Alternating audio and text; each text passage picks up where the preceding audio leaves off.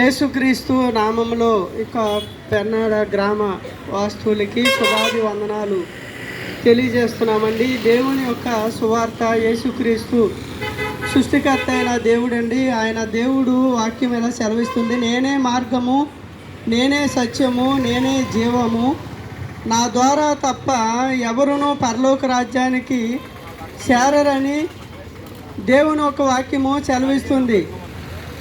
కనుక దేవుడు మార్గమై ఉన్నాడు. ఆయనే మార్గము. పరలోకము వెళ్ళాలి అంటే, ఆ పుణ్యలోకము చేరాలి అంటే యేసుక్రీస్తుని అంగీకరించాలండి. ఆయనే మార్గము పరలోకానికి. కనుక ఆయనే జీవమండి. అందుకే దేవుడు ఇలా సెలవిస్తున్నాడు, పురాతన మార్గములో నిలిచి చూడుడి, మేలు కలిగించే మార్గము ఏది అని అడిగి అందులో నడుచుకోండి అని దేవుని వాక్యం సెలవిస్తుంది. పురాతన మార్గము అంటే యేసుక్రీస్తు మరి ఈ లోకంలో 2025 సంవత్సరం అండి యేసుక్రీస్తు శరీరధారుడిగా ఈ లోకానికి వచ్చాడు. కనుక అంతకుముందు దేవుడు ఏమై ఉన్నాడు అంటే ఆత్మస్వరూపి అయి ఉన్నాడు. చాలామంది అనుకుంటారు కదా, యేసుక్రీస్తు ఈ 2000 సంవత్సరంలో కదా మరి ఈ దేవుడు ఈ మధ్య కదా పుట్టింది అన్నట్టుగా అనుకుంటారు. లేదండి, దేవుడు ఆత్మస్వరూపిగా ఉన్నాడు. ఆత్మస్వరూపిగా ఉన్న దేవుడు మనుషుల్ని పాపము నుండి విడిపించడానికి, రక్షించడానికి ఆయన శరీరధారుడిగా ఈ లోకానికి రావాల్సి వచ్చిందండి. కనుక మనుషులు పాపము నుండి విడిపించబడాలి అంటే దేవుని యొక్క రక్తము చిందించబడాలి. పాప క్షమాపణ లేకుండా ఎవరు కూడా పరలోకములోకి పుణ్యలోకములోకి చేరలేరు. ఆ పాపము గొర్రెల యొక్కయు కోడిల యొక్కయు మరి ఏ రక్తము కూడా పాపిని మరి పవిత్రునిగా మార్చలేదని దేవుడే స్వయంగా, ఆయన ఆత్మస్వరూపి అన్న దేవుడు, ఆకాశమందున్న దేవుడు శరీరధారుడిగా ఈ లోకానికి వచ్చాడండి. కనుక దేవుడు మార్గమై ఉన్నాడు. మేలు కలిగించే మార్గం అండి ఇది. మీ కుటుంబంలో మేలు చేసే దేవుడు. అలాగే దేవుడు అంటున్నాడు కదా, ఒకని ఎదుట సరైనదిగా మార్గము కనిపిస్తుందంటండి, కానీ తుదకు అది మరణానికి నడిపిస్తుంది.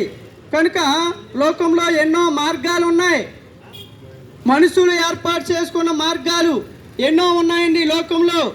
కానీ ఏ మార్గంలో వెళ్ళినా అది క్షేమాన్ని కలిగించదని దేవుడే చెప్తున్నాడు. ఇక్కడ నేనే మార్గం అంటున్నాడు, నేనే సత్యం అంటున్నాడు.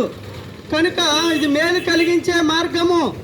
మరి మనుషుడు ఏర్పాటు చేసుకున్న మరి మార్గము మరి తన దృష్టికి యథార్థముగా కనిపిస్తుందంటండి.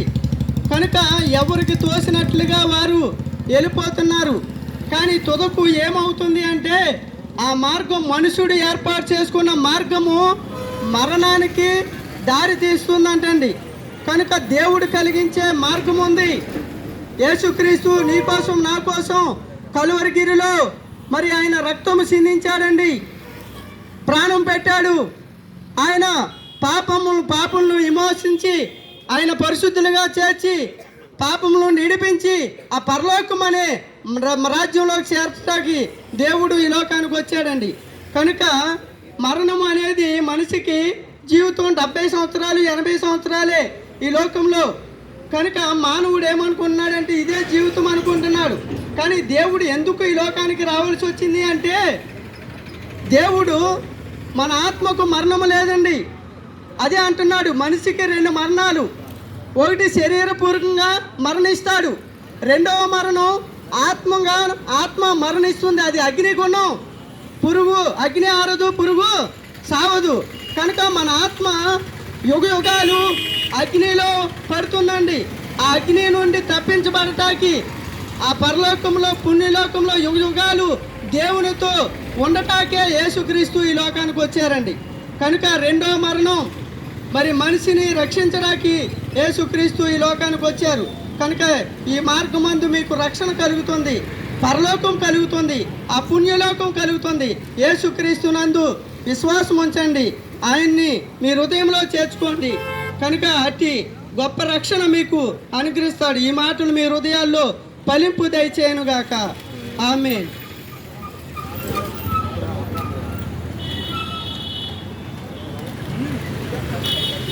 ప్రార్థన చేసుకుందాము. సాయంత్రం వేళ, సలపూట వేళ పరిశుద్ధాత్మ దేవుడు మన మధ్యలో ఉన్నాడని, ప్రభు అయిన యేసు క్రీస్తు మనతో ఉన్నాడని అందరూ నమ్మి ప్రార్థన చేద్దాము. మహాపరిశుద్ధుడా, మహోన్నతుడా, సర్వోన్నతుడా, సర్వాధికారి అయి ఉన్న మా దేవా, నీకు వందనాలు, స్తోత్రాలు నాయన తండ్రి. ఈ సాయంత్రం వేళ ప్రభు నాయన, ఈ సలపేట వేళ ప్రభువా, నీ మాటలు ప్రభు నాయన తండ్రి ప్రకటిస్తానికి నువ్వు ఇచ్చిన సమయాన్ని బట్టి నీకు వందనాలు, స్తోత్రాలు నాయన తండ్రి. ప్రభు నాడు సుశీలేసుకి ప్రభు అయా అనేకమైన ప్రాంతములు ప్రభు నాయన నీ సువార్తను ప్రకటించి ప్రభు నాయన అయా తండ్రి మంచి మార్గమును ఎన్నుకోమని ప్రభు నాయన, పరలోక రాజ్యము సమీపింపబడినది, మారు మనసు పొందండి అని ప్రభు నువ్వు ఆనాడు సుశీలేసుకి ప్రభు అనేకమైన ప్రాంతాల్లో ప్రభు నాయన నీవు బోధించి ఉన్న దేవుడు గనక ప్రభు నాయన బూదిగంతములను వెళ్ళి ప్రభు మీరు నా సాక్షులుగా ఉండి ప్రభు నాయన నా మాటలు ప్రభు నాయన అనేకమైన ప్రాంతాల్లో ప్రభు నాయన అయా తండ్రి బోధించమని ప్రభు నీ మాటలు ప్రభు నాయన నీ వాక్యం ద్వారా మీరు మాతో మాట్లాడినందుకు నీకు వందనాలు, స్తోత్రాలు ప్రభు.